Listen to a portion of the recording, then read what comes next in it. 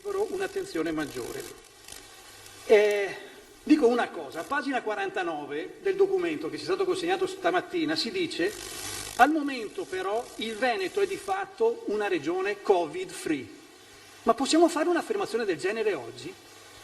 Lei, Presidente, ci ha illustrato tutta la storia dal 21 febbraio in avanti con tutti i passaggi. Zero Covid Veneto, di cui ci ha parlato il 20 aprile, ci ha parlato il 20 agosto, che sembrava dovesse essere la risposta per il tracciamento, per la sicurezza dei cittadini del Veneto. Ma che fine ha fatto?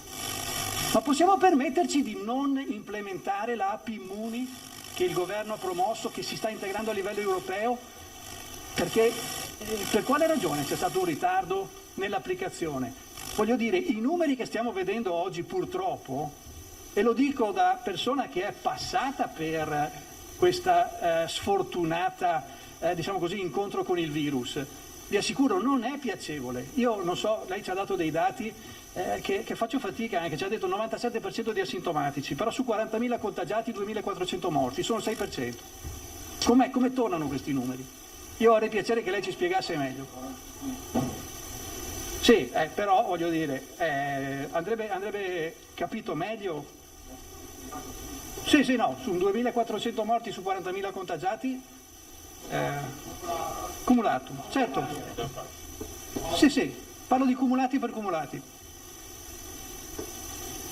E quindi ecco, a me piacerebbe capire meglio come siano stati affrontati questi aspetti che io credo i cittadini della nostra regione hanno diritto di capire.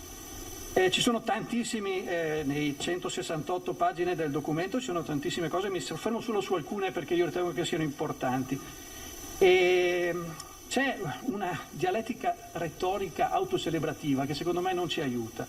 Vincente, eccellente, attraente, sostenibile, connesso, in salute. Ma siamo sicuri che diamo una descrizione realistica della nostra regione in questo modo? E mi soffermo su alcuni punti.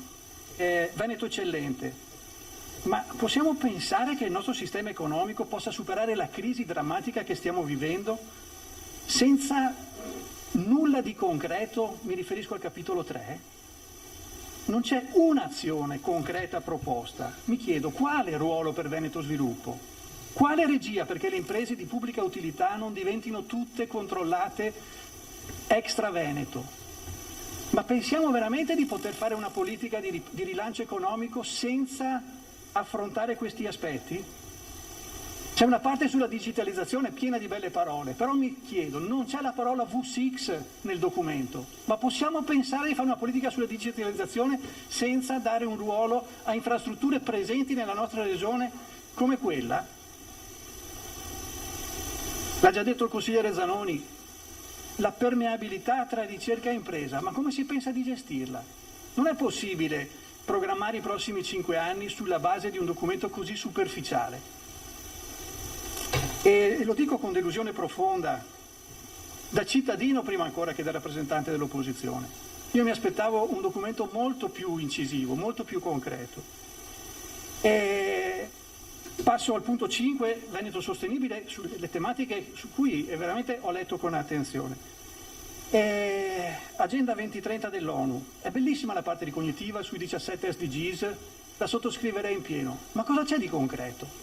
Cosa c'è di concreto nell'affrontare le tematiche importantissime della decarbonizzazione? Non c'è un'azione, una proposta in termini concreti.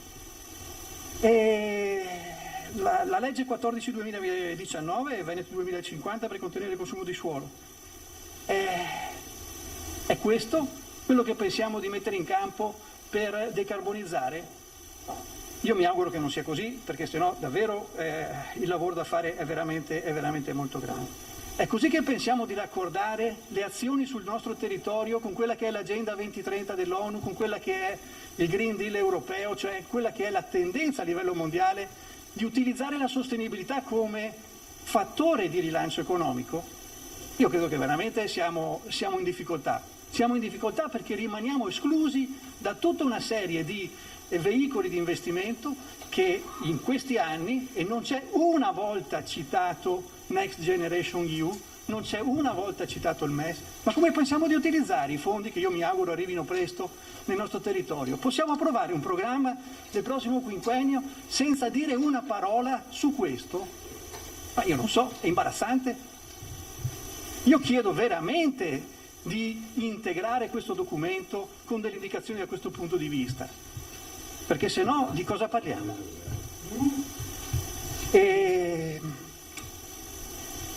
Produrre green jobs, economia circolare, le parole d'ordine di oggi per non dire nulla. Quali azioni, Presidente, si intende mettere in atto? Come attuare il piano dei trasporti e la loro decarbonizzazione? Come dare concretezza alla conversione del ciclo dei rifiuti? Come decarbonizzare la produzione di energia elettrica? Come sostenere le imprese di pubblica utilità a riconvertire i servizi in una logica circolare e sostenibile? Ha presentato un progetto di legge, vedremo con attenzione la documentazione, ma io credo che il documento programmatico debba contenere delle linee concrete su questi aspetti.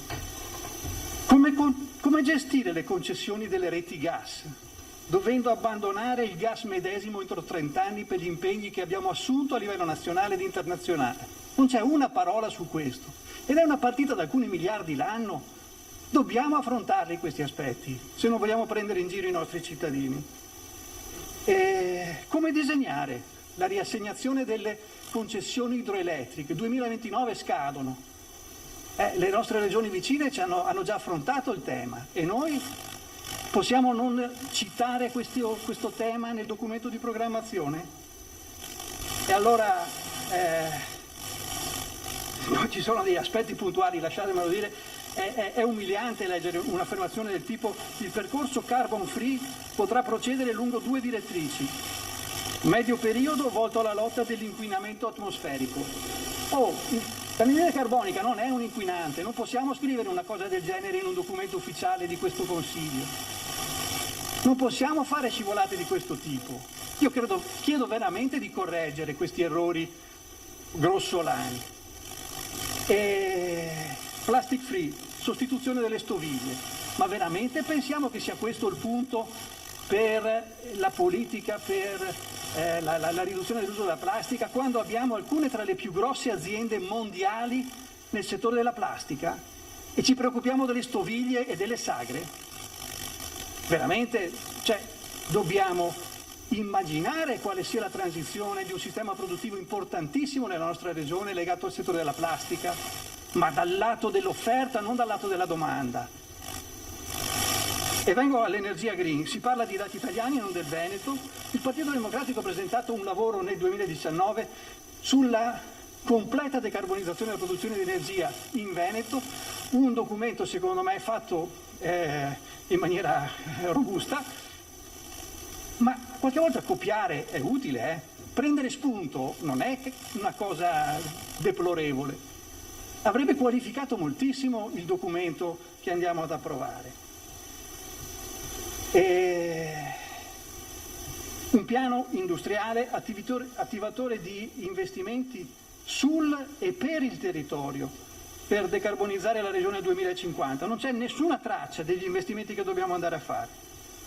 E sulla mobilità anche qui idee sfuocate, che ci voleva andare oltre i concetti generici, parlo del paragrafo 6.4, e programmare per esempio la prima strada digitale. Si sta lavorando in tutto il mondo sugli veicoli a guida autonoma, sulla conversione verso l'elettrico, ma perché non pensiamo a una delle infrastrutture che servono alla nostra regione, proponendo di essere i primi utilizzando i fondi europei? Diamo qualcosa di concreto in questo documento per non parlare di termini vuoti. E io credo che sia veramente, se non lo facciamo, un'occasione perduta.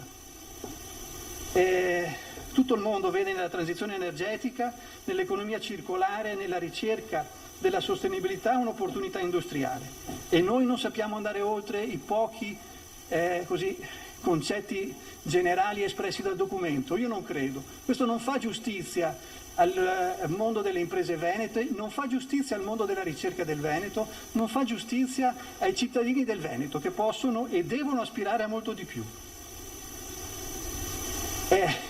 Vengo al punto 5.6. Sulla lotta al cambiamento climatico, mezza paginetta sulla rete di monitoraggio.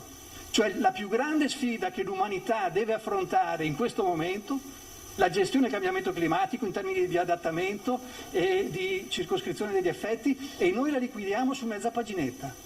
Io sono imbarazzato da cittadino prima ancora che da rappresentante di questo Consiglio.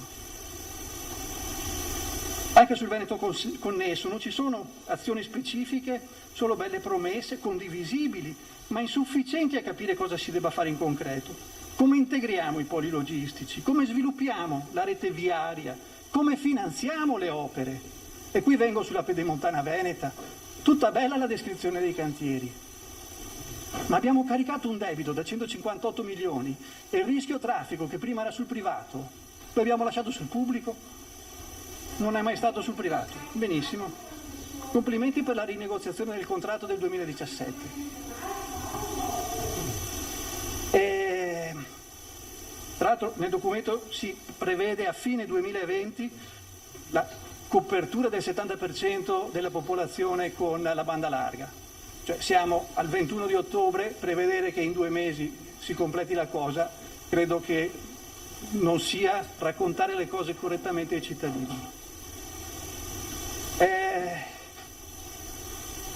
Presidente, da cittadino veneto le dico, mi imbarazza che questo sia il progetto di azione di governo del prossimo quinquennio.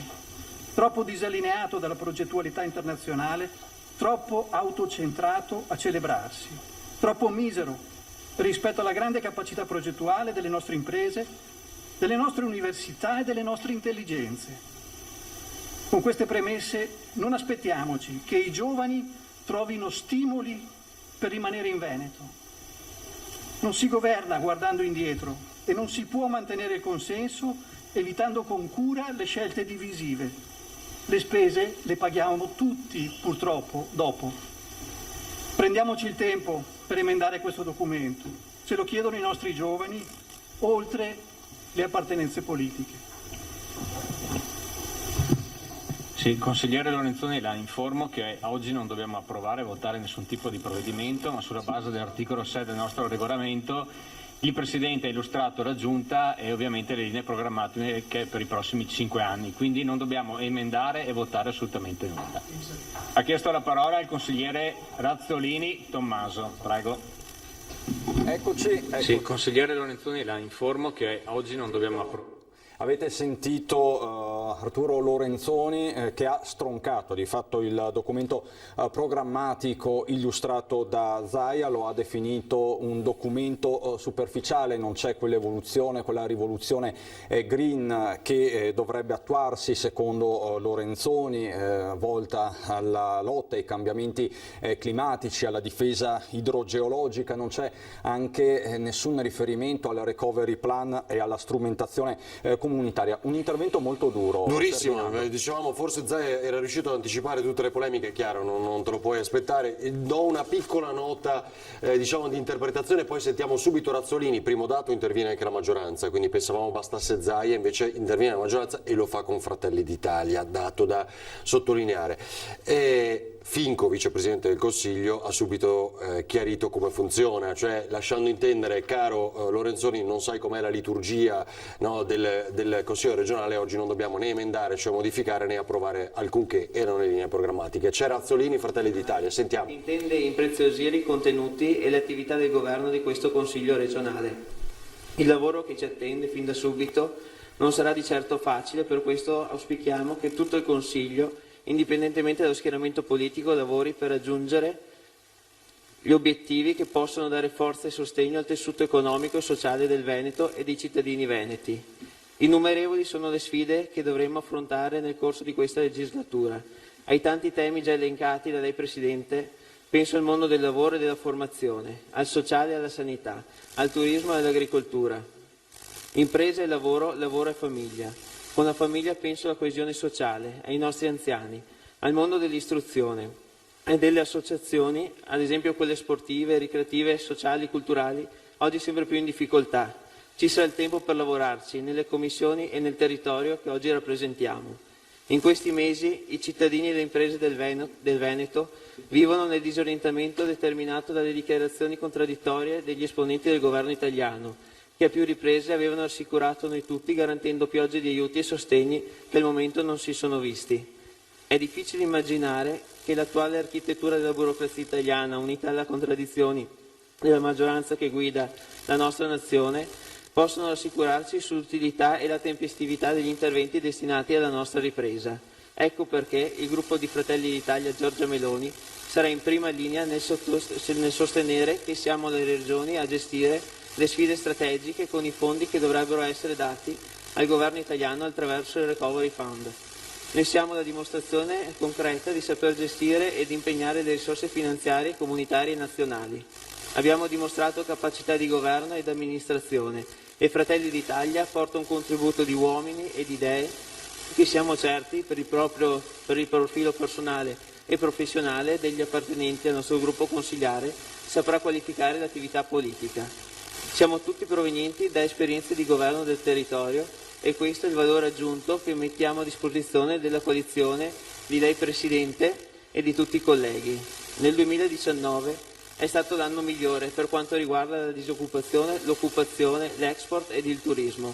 Questa legislatura inizia con delle gravi difficoltà per tutti i settori economici e sociali e siamo chiamati ad essere all'altezza delle aspettative dei veneti. Il nostro impegno e il nostro ascolto non mancheranno e la nostra capacità propositiva nemmeno. Nel concludere, voglio rivolgere un pensiero a nome del gruppo di Fratelli d'Italia alle persone in difficoltà, a chi è malato, a chi non si sente adeguatamente ascoltato, ai giovani che non vogliono vedere ipotecato il loro futuro, da scelte miopi. Ci impegniamo a portare le loro voci all'interno di questa Aula. Buon lavoro a tutti noi e che Dio ci benedica.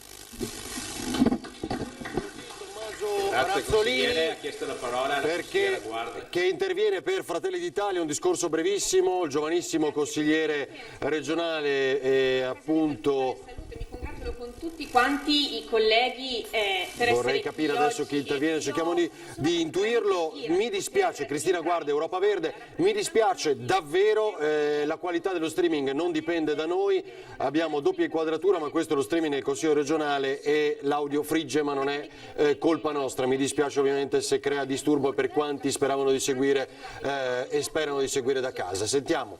E ricordando che non vi può essere famiglia, non vi può essere impresa capace di vedere il proprio futuro all'interno di un territorio se questo territorio ha un ambiente che non è sano e non è ospitale. Ed è per questo che inizio questa legislatura proprio ricordando l'impegno di una sostenibilità che metta al centro l'uomo e l'ambiente come un essere solo, come una realtà unica. E oggi inizia formalmente l'attività di questo Consiglio regionale da un punto di vista progettuale e ammetto che non vedo davvero l'ora di capire che cosa, al di là delle linee programmatiche della Giunta, questo Consiglio regionale pensa rispetto a le problematiche dirimenti, la capacità progettuale, ciò che dovremmo progettare e confrontare insieme, perché questo è un Consiglio regionale fatto di uomini e di donne che non rispondono a comandi, ma sono chiamati a discutere, a confrontarsi, a scontrarsi anche dove è necessario, vero consigliere Formaggio? E nel frattempo a confrontarsi, a scontrarsi dove è necessario, e perché noi capiamo perfettamente che dal conflitto si può generare davvero un'occasione nuova, una soluzione. Ed ecco, questo tipo di confronto nella scorsa legislatura e purtroppo però, consigliere, molto spesso è mancato. L'ascolterò volentieri dopo, quando vorrà parlare. Alle volte i silenzi di chi occupava i posti di maggioranza, quei posti in cui oggi voi sedete, lo ammetto, quei silenzi erano ogni tanto un po' imbarazzanti per me, anche come giovane rappresentante di questa istituzione, e devo essere sincera. Faccio degli esempi sulla riforma della sanità, il piano sociosanitario, sulla mancata riforma delle IPAP che viene presentata oggi come progetto di legge e spero vivamente, anche all'assessore Lanzarini, questo lo lancio come messaggio, sia all'altezza delle aspettative e delle prerogative che un nostro carissimo collega molto impegnato su questo tema, Claudio Sinigaglia, si sarebbe aspettato da questa istituzione. Parlo di silenzi di fronte anche a molte discussioni legate al tema del cambiamento climatico, dell'emergenza ambientale, dei PFAS, silenzi spesso accompagnati da voti negativi e da una mancata condivisione progettuale. E vi posso garantire che dove invece c'è stata chiarezza da parte vostra, da parte dei colleghi di maggioranza, dove c'è stato coraggio nell'esprimere il proprio pensiero, anche se in conflitto, in contrasto con quello espresso dalle opposizioni, lì molto spesso se ne è venuti fuori con una capacità generativa ancora migliore. E alle volte si è riusciti a dare anche un risultato con un voto unanime che ha fatto onore a tutti quanti. Non ultimo cito anche il progetto di legge per le politiche familiari, che è stato un progetto di legge ben accolto, che abbiamo strutturato insieme anche con molta capacità di condivisione, che naturalmente deve vedere esito poi anche dopo progettuale pratico anche nei prossimi mesi e anche magari un aumento di risorse, dato che naturalmente le esigenze in questo comparto non sono mai finite. Ciò che temo, e questo ve lo dico con molta franchezza e con molto rispetto, è come il Consiglio possa lavorare nei prossimi 5 anni. 41-10 è un rapporto impari, frutto di una legge elettorale che avete approvato voi di maggioranza lo scorso anno senza accogliere la richiesta di una clausola di garanzia per le minoranze, senza accogliere la richiesta di una clausola di garanzia per le minoranze. In questo modo saltano, come sapete bene, i meccanismi previsti da Statuto e Regolamento per consentire a chi in minoranza ritiene di dover porre al centro della discussione temi urgenti. E penso al Consiglio straordinario. Per esempio, porto un esempio, quello del 2016, del 22 di marzo del 2016, che consentì per la prima volta di parlare, di confrontarci in Consiglio regionale, non sui giornali, di PFAS e inquinamento delle acque. E in quell'occasione furono tante le proposte avanzate, prese in considerazione poi negli anni successivi anche dalla Giunta regionale, grazie all'apporto preziosissimo della cittadinanza attiva fatta di cittadini, associazioni di donne, mamme che hanno fatto la differenza e continuano a farla ancora oggi, e questo identifica anche il valore poi della figura femminile, oggi presenta anche i numeri più consistenti in questo Consiglio regionale, per cui auspico una importante collaborazione. Esempi di questi atti proposti, di queste proposte rilanciate in Consiglio straordinario: limiti cautelativi per le acque potabili, progetto sulle patologie tiroidee, fino alla gestione delle acque in righe, per esempio con il LEB o con altri strumenti, per cui tutte questioni che sono state poste allora e che sono state utili a dimostrazione di come anche chi non c'era, come il ruolo delle minoranze sia un ruolo che magari da molti è depotenziato, no? Magari considerato fastidioso anche in quest'Aula, tanto da depotenziarlo poi anche con la legge regionale, ma alla fine magari viene più utile e riesce a fare il bene della comunità attraverso una collaborazione che è reciproca e portando a delle soluzioni che magari da soli non sareste riusciti ad arrivare, a raggiungere. E per questo oggi vi chiedo un'evoluzione, che è la seguente.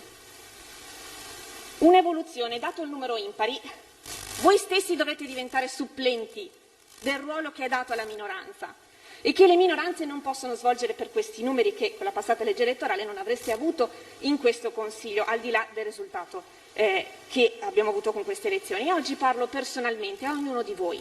Se volete essere democratici, se volete difendere la democrazia che avete scelto di rappresentare candidandovi in un'istituzione così grande, allora dovrete difendere le prerogative di questa minoranza. Aprendo la mente, no, non c'è nulla da ridere, collega, bisognerà aprire la mente di fronte alle istanze che presentiamo, alle proposte che presentiamo, tutelando il diritto di discuterle e di progettarle insieme. Lo dice la Costituzione, la legge regionale elettorale non lo dice naturalmente, ma in caso contrario vuol dire che c'è qualcosa da nascondere, vuol dire che non si vuole lasciare lavorare. In caso contrario sarete personalmente responsabili dell'oscuramento della democrazia in Veneto. E detto questo, entro nel merito del confronto dei temi che avete presentato nelle linee programmatiche e che tanto abbiamo atteso, insomma, dato che durante la campagna elettorale non è che se ne sia propriamente parlato. E devo dire che queste linee guida sono sufficientemente generiche da consentirci una vasta condivisione in termini ideali, e su questo non ci piove. Per cui, insomma, condivido molti dei passaggi che sono stati posti come priorità, ma purtroppo vi è un'assenza di chiarezza in termini pratici, e parto da un presupposto. Qui dobbiamo dirci chiaramente e chiarirci rispetto a una posizione che questo Consiglio deve prendere, a volto scoperto e non soltanto nei social. Se intendiamo o meno impegnarci con estrema energia per il contrasto non del cambiamento ma dell'emergenza climatica vera e propria. Dovete essere chiari su questo punto, perché come Europa Verde vogliamo essere certi che la progettazione per la transizione delle nostre imprese e dei nostri lavori verso le opportunità date dalla green economy, citate in questo documento, siano affidate a politici che non negano l'esistenza di un'emergenza e che non vadano a derubricare i rischi che ci vengono prospettati. L'innalzamento del livello delle acque che si mangerà parte dei territori costieri, l'emergenza siccità che obbligherà molti settori, molte imprese, dall'agricoltura all'industria, a chiudere le serrande, a chiudere se non saremo in grado di accompagnarli in questo processo di riconversione o di innovazione del processo produttivo. L'urgenza della gestione dei grandi fenomeni meteorologici calamitosi e del rischio idrogeologico, che richiedono piani per la gestione delle piogge torrenziali, che devono essere raccolte con sistemi che non sono quelli attualmente in uso, data l'impossibilità di assorbimento da parte del terreno cementificato, specie nella zona pedemontana, penso.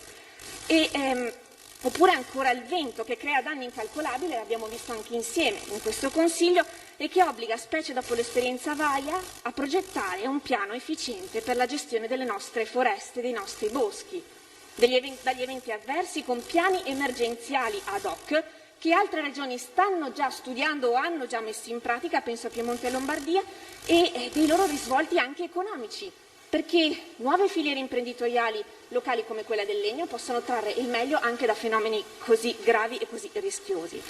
E se cominciamo a chiarirci sul fatto appunto dell'emergenza climatica, dobbiamo chiarirci anche su un'altra questione. Cosa parliamo riguardo al rischio sanitario? Di cosa parliamo quando parliamo di rischio sanitario e del rischio sanitario che corriamo gravemente in Veneto causato dall'emergenza inquinanti?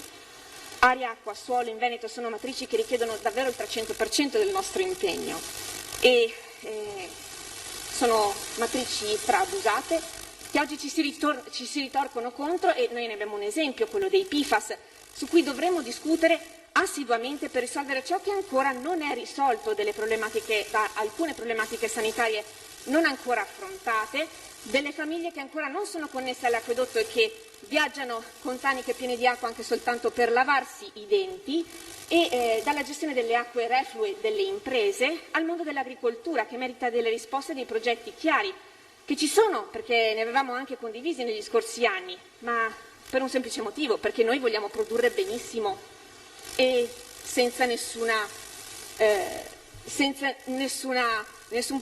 problema nell'affrontare questo tema, senza anche derubricarlo o magari deriderlo come magari molto spesso si può pensare di fare.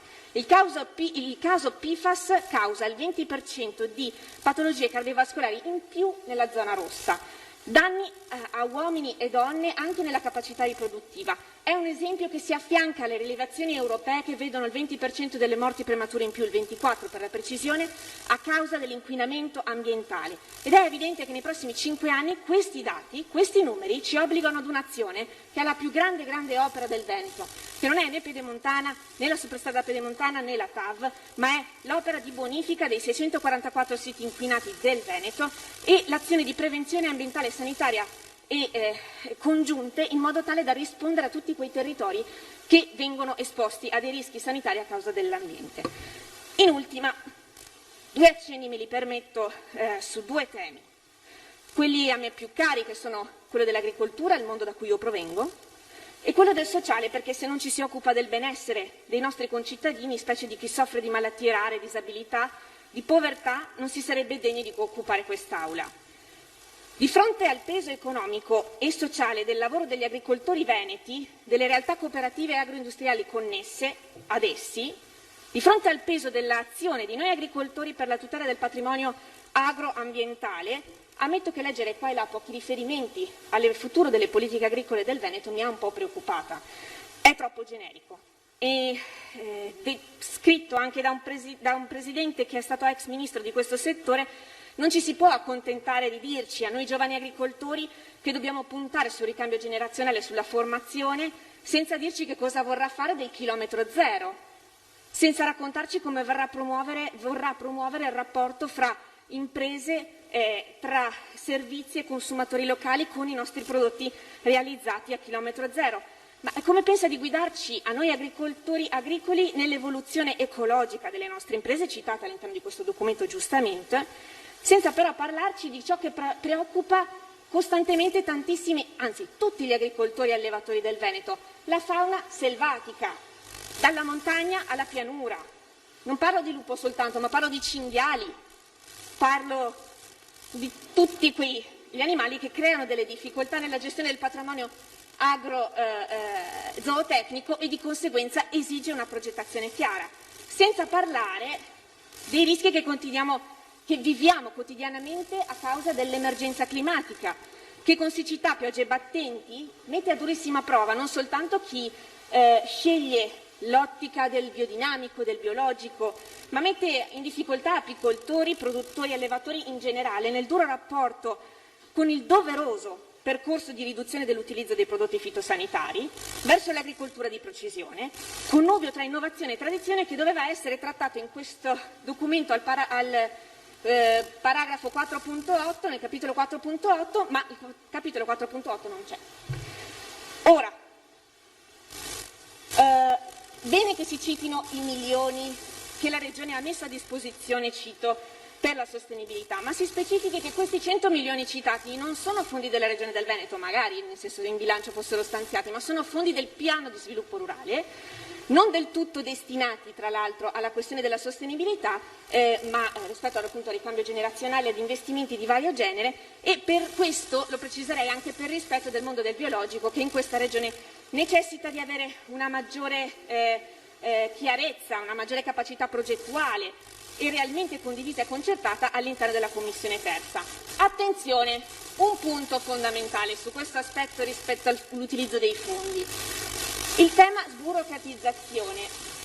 Vi è un passaggio in questo testo che parla proprio del superamento dei bandi e delle circolari, controllando a posteriori i beneficiari. Attenzione, perché questo è un tema su cui bisognerà discutere chiaramente, essere chiari, Assessore, perché il controllo a posteriori, vedi tema 600 euro, molto spesso può venire anche in contrasto con noi, con il nostro bene, l'utilizzo dei fondi che sono della collettività, non di Zaia. In ultima, altri aspetti li dovremo affrontare sul tema delle politiche giovanili, perché questi progetti di legge presentati anche oggi non vengano a cadere come è successo in passato. Sono contenta che si parli di autonomia abitativa, vuol dire che è servita il lavoro di questi anni di sollecitazione. Bisognerà parlare naturalmente dell'assistenza sociale, del sostegno sociale alle famiglie, ma ascoltando realmente le famiglie che in questi anni hanno sollecitato la Regione e molto spesso non hanno ricevuto risposta. Per cui intanto vi ringrazio e alla prossima. Grazie a lei. Collega Ostanel, prego.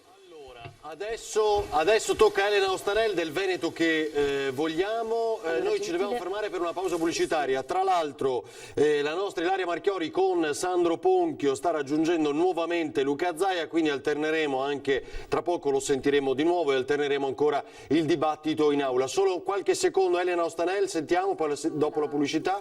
Sentiamo. Accezione femminile e maschile. Perché? Perché volevo iniziare questo discorso con un primo intervento, visto che parliamo molto e anche nel documento lo abbiamo scritto che siamo il Consiglio regionale con finalmente una grande quota femminile eletta e di presenza.